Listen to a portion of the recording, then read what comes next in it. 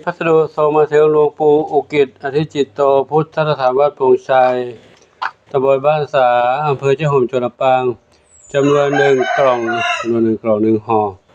กับข้างในนี้เป็นอาหารเปียกน้องเหมียวนะเป็นอาหารเปียกในกระป๋อง2 โหลด้วยกันนะ1 กล่อง 2 โหลซึ่งส่งมาจากคุณโยมกฤษพรจิระชัยธร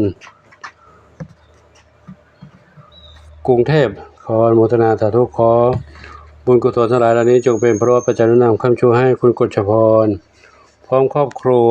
พบความสุขความเจริญมีความสุขกายสุขใจ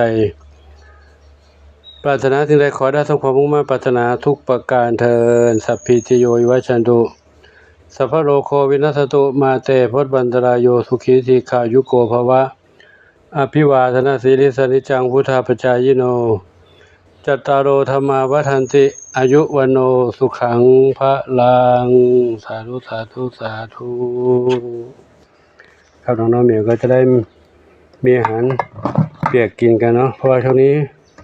ฝนตกบางครั้งก็ไม่ได้ออกไปซื้ออาหารบ้างและตอนนี้รถก็ไม่ค่อยพร้อมที่จะวิ่งสักเท่าไหร่ถ้ามีอาหารแบบนี้ก็หลวงปู่ก็จะไม่ต้องออกบิณฑบาตไม่ต้องออกไปซื้ออาหารก็ได้นะก็ขออนุโมทนาสาธุบุญใดๆที่คุณโยมปรารถนาขอจงสำเร็จสมปรารถนาทุกประการเถิดสาธุ